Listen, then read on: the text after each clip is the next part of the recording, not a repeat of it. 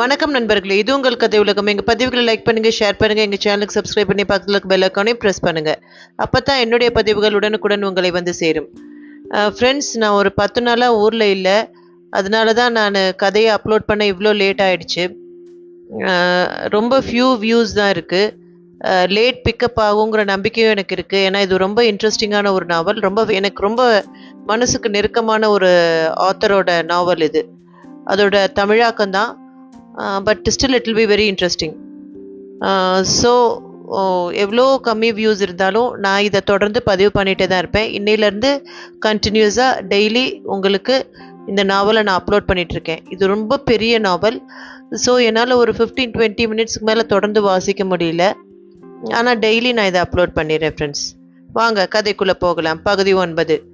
சிறு அமைதி நிலவியது அறையில். அமைதியே ஆனாலும் அப்போது ஒரு பெரும் குரூர சீற்றம் ரூம் முழுக்க அலையாய் அடித்தது என்றே சொல்வேன். அந்த நேரத்தில் தான் டாக்டர் ரெய்லியின் தியரி சரி என்று நான் முதலாய் உணர்ந்ததாய் நினைக்கிறேன். கொலைகாரன் அதே ரூம்ல இருக்கிறதா நான் உணர்ந்தேன். எங்க கூடவே உட்கார்ந்துக்கிட்டு கவனிச்சபடி எங்கள்ல ஒருத்தர். இதையே மிஸ்ஸஸ் மெர்கடாவும் உணர்ந்திருக்க வேண்டும். திடீரென்று அவர் கிரீச்சிடும் குரலெடுத்து அலறினார்.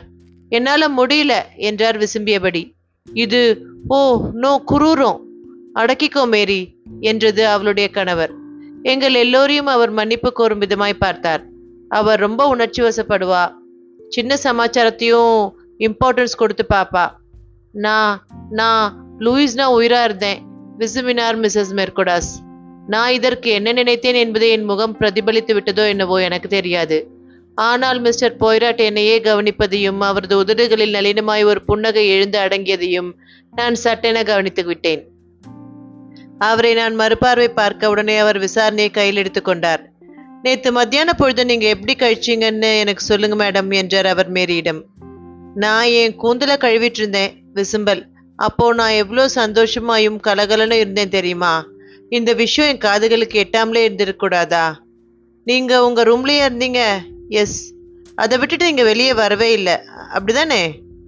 இல்லை, கார் சத்தம் கேட்கும் வரை நான் வெளியே வரல. அப்புறமா நான் வெளியே வந்து என்ன நடந்ததுன்னு கேள்விப்பட்டேன். அது ஒரு பயங்கரம்.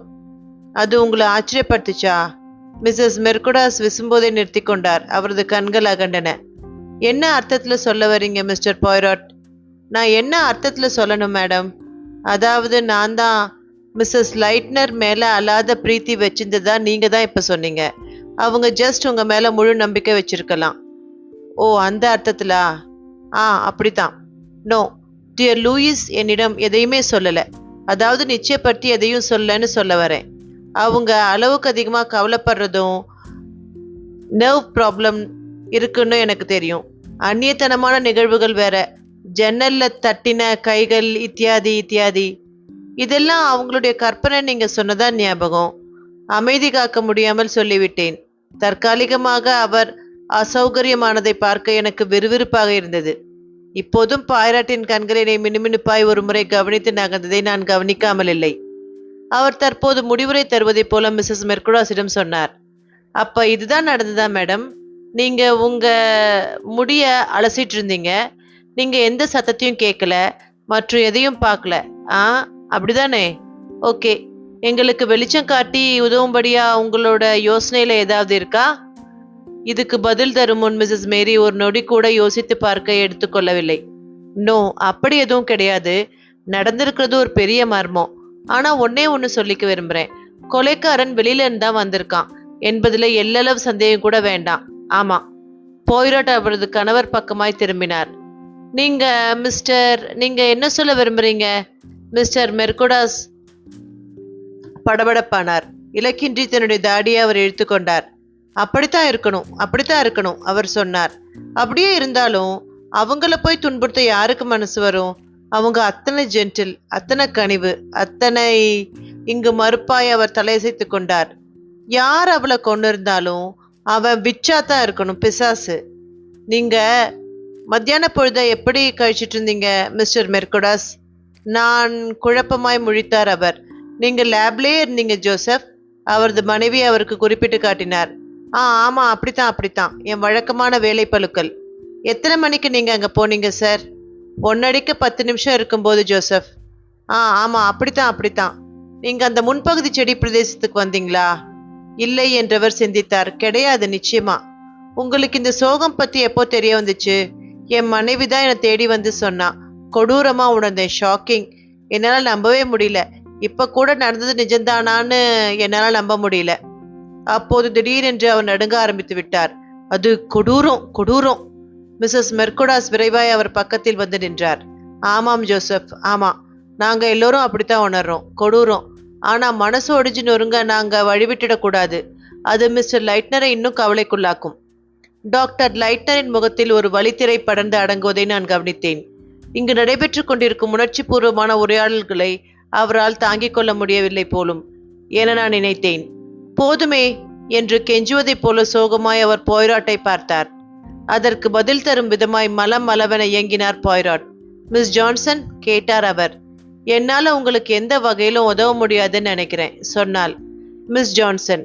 அவளுடைய நாகரிகமான மிருதுவான குரல் மிஸ்ஸஸ் மெர்குடாஸின் கிரீச்சிடும் அலறலுக்கு பிறகு ஒரு நிவாரணமாய் அமர்ந்தது.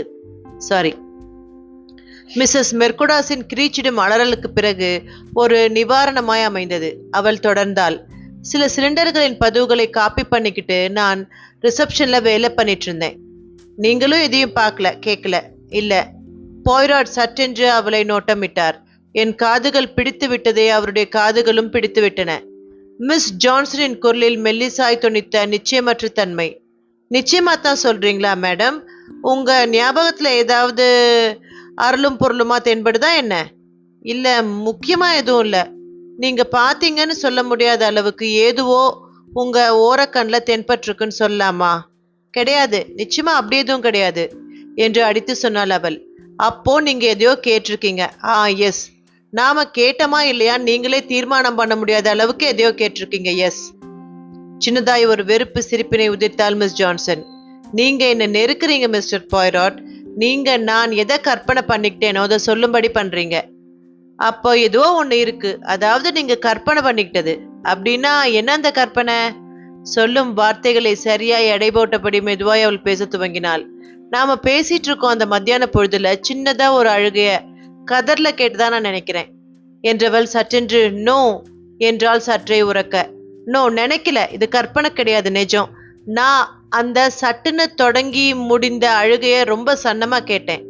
ரிசப்ஷனோட எல்லா ஜன்னல்களும் திறந்திருந்ததால சுற்று வட்டார பகுதிகளில் உருவாகும் ஒலிகள் அனைத்தையும் இங்கிருக்கும் ஒருத்தரால வசதியா கேட்க முடியும். அது எத்தனை சின்ன ஒலியா இருந்தாலும் சரி. ஆனா ஒண்ணு கவனிச்சுக்குங்க, என் மண்டைக்குள்ள அந்த அழுக சப்தம் மிஸ்ஸஸ் லைட்னர் உடையதான்னு ஏத்திக்கிட்டேன். அதனால துடிக்கிறேன். அந்த கணத்துல நான் துள்ளி குதிச்சு அவங்க ரூம்க்கு ஓட்டமா ஓடி இருந்தேன்னா சரியான நேரத்துல நான் அவங்க ரூம்ல இருந்திருப்பேன். டாக்டர் ரெய்லி அதிகார தொனியில் இடைபுகுந்தார். அப்படிப்பட்ட கழிவிறக்கத்தை எல்லாம் மண்டைக்குள்ள அனுமதிக்காதீங்க. அந்த ஆள் உள்ள நுழைஞ்ச மறுக்கணமே மிஸ்ஸஸ் லைட்னர் மண்டையில அடிக்கப்பட்டிருக்காங்க என்பதுல எனக்கு சந்தேகமே கிடையாது. ஒரே அடிதான். அந்த அடியை அவங்கள கொண்டு இருக்கு. மறு அடி கிடையாது. இல்லைன்னா உதவி கேட்டு கத்தவோ ஓடி வரவோ அவங்களுக்கு அவகாசமும் தெம்பு இருந்திருக்கும். அப்படியே ஆனாலும் என்னால கொலைகாரனை பிடிக்க முடிஞ்சிருக்கும். இது எந்த நேரத்துல மேடம் என்றார் பாய்ராட். 1:30 அப்படித்தான் இருக்கணும். எஸ். நல்லது. நீங்க வேற எந்த ஓசையும் கேட்கலையா? கதவு திறக்கப்படும் சத்தம் அல்லது மூடப்படும் சத்தம்? மிஸ் ஜான்சன் மறுப்பாய் தலையசைத்தார். அப்படி எதுவும் எனக்கு ஞாபகத்துல இல்ல. நீங்க ஒரு டேபிளுக்கு முன்னாடி உட்காந்து அங்க வேலை பண்ணிட்டு இருந்ததா தெரிய வருது. எந்த திசை பார்த்து நீங்க உட்கார்ந்து இருந்தீங்க? முன்பக்கத்து மைய செடி பகுதி பக்கமா அல்லது ஸ்டோர் ரூம் பக்கமா அல்லது வெராண்டா பக்கமா அல்லது திறந்தவெளி கிராமத்து பக்கமா? முன்பக்கத்து மையச்செடி பகுதி பக்கம்தான். நீங்க உட்கார்ந்திருந்த இடத்துல இருந்து பைய அப்துல்லா பானைகளை கழுவி சுத்தம் செய்ததா உங்களால பார்க்க முடிஞ்சுதா? எஸ். நிமிர்ந்தா பார்க்க முடியும். ஆனா என் வேலையிலேயே முழு கவனத்தையும் போட்டிருந்தேன். என் முழு கவனமும் அதுலதான் இருந்துச்சு. அப்படின்னா அந்த மைய பகுதியை காட்டும் உங்க ஜன்னல் அருகே யாராவது கடந்து போயிருந்தா உங்களால கவனிச்சிருக்க முடியும் இல்லையா? ஆமா, இதுல நான் நிச்சயமா இருக்கேன். அப்படி யாராவது கடந்து போனாங்களா? இல்ல. சரி, யாராவது அந்த செடி பகுதியில நடந்து போயிருந்தாலோ அல்லது பதுங்கி போயிருந்தாலோ அதையும் நீங்க கவனிச்சிருக்க முடியுமா? முடியாதுன்னு நினைக்கிறேன். ஜன்னல் எனக்கு ரொம்ப சமீபத்துல இருந்துச்சு. அதனால யாராவது போயிருந்தா நிச்சயமா என் கவனத்தை ஈர்த்திருக்கும். நான் முன்னாடி சொன்னது போல நான் நிமிர்ந்து பார்த்திருந்தா மட்டுமே இது சாத்தியம். அப்துல்லா தன் வேலையை விட்டுவிட்டு மற்றவங்களோட வெளியில லூட்டி அடிக்க போனதை நீங்க கவனிக்கல இல்ல? 10 நிமிஷங்கள் என்றார் பாய்ராட் பொதுவாய். அந்த சதிகார 10 நிமிடங்கள். அங்கு தற்காலிக நிசப்தம் உருவானது. மிஸ் ஜான்சன் திடுமென்று தலையை நிமிர்த்தினாள். சொன்னாள், நான் என்னையும் அறியாம உங்களை குழப்புறேனோன்னு தோணுது மிஸ்டர் பாய்ராட். இப்ப மறுபடியும் யோசிச்சு பார்க்கும்போது மிஸ்ஸஸ் லைட்னர் இந்த ரூம்ல இருந்து ஏதாவது அழுக சப்தம் வந்திருந்தா அதை நான் உட்கார்ந்திருந்த இடத்துல இருந்து கேட்டிருக்கும் சாத்தியமே கிடையாதோன்னு தோணுது. அந்த ரூமுக்கும் என் ரூமுக்கும் நடுவுல ஸ்டோர் ரூம் இருக்கு. மேலும் அவங்க ரூம் ஜன்னல்கள் எல்லாம் மூடி இருந்ததா கேள்விப்பட்டேன். இதுக்கு பாய்ராட் கனிவாய் சொன்னார். என்னவா இருந்தாலும் ரொம்ப உங்களை அவசரப்படுத்திக்காதீங்க மேடம். இது ரொம்ப முக்கியமான விஷயம் கிடையாது. இருக்கலாம், எனக்கும் தெரியுது. ஆனா ஒண்ணு தெரிஞ்சுக்குங்க, இது எனக்கு முக்கியமானது. ஏன்னா சரியான அந்த நேரத்துல நான் தாமதிக்காம ஓடி இருந்தா உதவியா அமைஞ்சிருக்கும் இல்லையா? டியர் ஆனே, குழப்பிக்காதே என்றார் அன்புடன் டாக்டர் லைட்னர். அவ கொலை பண்ணப்படுவானா நீ எதிர்பார்த்துட்டு இருந்த? போய் ஹெல்ப் பண்ண புத்திசாலித்தனமா நடந்துக்க. வயல்வெளியில ஒரு அரேபியன் இன்னொரு அரேபியனை கத்திக்கிட்டு இருந்தது கூட நீ அழுக போல கேட்டிருக்கலாம். டாக்டர் லைட்னரின் அன்பால் முகம் சிவந்து போனாள் மிஸ் ஜான்சன். அவள் விழிகளில் கண்ணீர் சுரப்பதை கூட நான் கவனித்தேன். மேலும் தொண்டையடைக்க அவள் பேசினாள். இப்படியும் இருக்கலாம். ஒரு துக்கம் நடந்த பிறகு அதனுடன் சம்பந்தப்படாததையெல்லாம் சம்பந்தப்பட்டிருக்குமோன்னு போட்டு குழப்ப தோணுது. பாய்ராட் இன்னும் ஒரு முறை அவரிடம் இருந்த சின்ன நோட்டு புத்தகத்தை பார்த்தார். இங்கே இருப்பவங்களால மேற்கொண்டு உதவிகரமாய் ஏதாவது சொல்ல முடியும்னு எனக்கு தோணல மிஸ்டர் கேரி. ரிச்சர்ட் கேரி மெதுவாய் பேசினான். நீங்க சொன்ன நிலையில தான் நான் இருக்கேன். நான் அகழ்வாராயோ நிலத்துல வேலையில இருந்தேன். இந்த செய்தி எனக்கு அங்க கொண்டு வந்து சொல்லப்பட்டது. கொலை நடந்த பிறகு எங்களுக்கு உதவிகரமா இப்போ தரும்படி ஏதாவது கேட்டீங்களா அல்லது பாத்தீங்களா? ஒன்றும் கிடையாது. நீங்க மிஸ்டர் கோல்மேன், இந்த முழு சமாச்சாரத்திலிருந்தும் நான் வெளியில இருக்கேன் என்றான் பில். நேத்து மத்தியானம் வேலையாட்களுக்கு சம்பளம் கொடுக்க அஸ்னி வர போய் பணம் எடுத்து வர போயிருந்தேன். நான் திரும்பியதும் என்ன நடந்ததுன்னு எம்ஆர் தான் என்கிட்ட சொன்னான். உடனேயே போலீஸ்க்காகவும் டாக்டர் ரெய்லிக்காகவும் நான் கிளம்பிட்டேன். இதுக்கெல்லாம் முன்னாடி வெல் சார், நடந்த விஷயங்கள் துண்டு துண்டா இருந்திருக்கு. அது பத்தியெல்லாம் உங்களுக்கு ஏற்கனவே தெரியும். கிடங்கு அழை குழப்பம், இதுக்கு முன்னாடி 1-2 ஜன்னலில் தட்டுப்பட்ட முகமும் கைகளும், இதுக்கு சாட்சியாய் நிற்குமாறு பில்லு, டாக்டர் லைட்னரை பார்க்க அவரும் ஒப்புதலாய் தலையசைத்தார். மேலும் ஜானின்னு ஒருத்தன் வெளியிலேருந்து உள்ள வருவது பத்தியும் நீங்க கேள்விப்பட்டிருக்கணும். பிச்சைக்காரனா இருக்கணும் அவன். பேசியவனை 1 நிமிடங்கள் மௌனமாய் பார்த்து கிரகித்து கொள்வதில் இருந்தார் பாய்ராட். இறுதியில், நீங்க என்ன ஒரு பிரிட்டிஷ் மேனா mister Coleman? That's right sir, இங்கிலீஷ்காரன். பிரிட்டிஷ் கேரண்டியா? இங்கே வருவது இதுதான் முதல் தடவையா?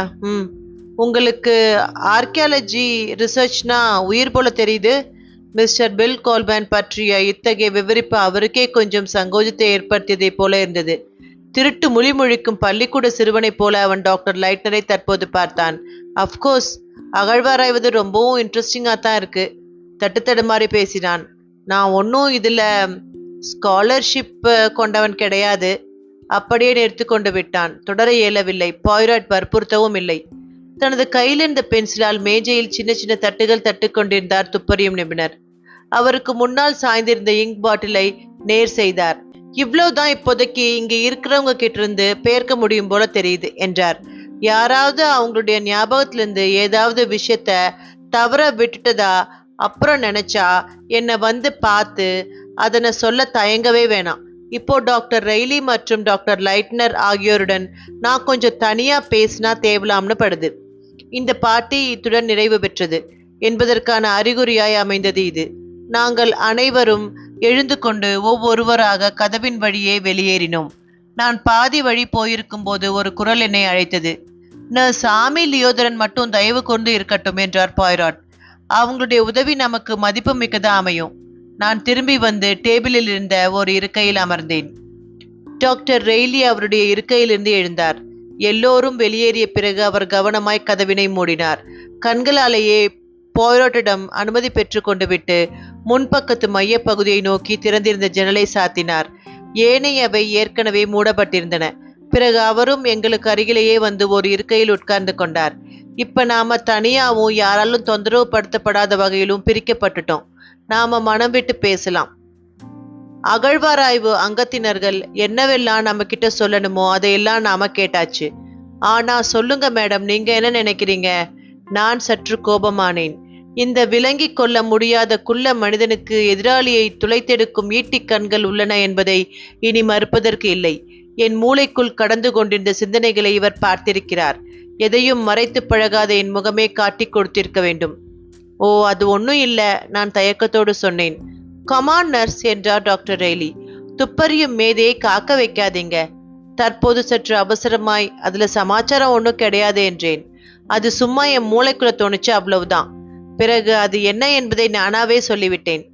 யாருக்காவது ஏதாவது தெரிஞ்சிருந்தாலோ அல்லது யார் மேலாவது சந்தேகம் இருந்தாலோ அந்த தகவலை இப்படி 4 பேருக்கு முன்னாடி உட்கார வச்சு கேட்டா அவங்க சொல்லவா போறாங்க என்னும் நினைப்பு எனக்குள்ள ஓடிச்சு. அதுவும் டாக்டர் ரெய்லியை வச்சுக்கிட்டே கேட்டா தகவல்கள் கிடைக்குமா என்ன? இதுதான் என் நினைப்பு. வேற முக்கியமா ஒன்றும் கிடையாது. என் ஆச்சரியத்துக்கு தீனி போடும் விதமாய் மிஸ்டர் பாய்ராட் ஒப்புதலாய் தலையசைத்து நான் சொன்னதை அங்கீகரித்தார்.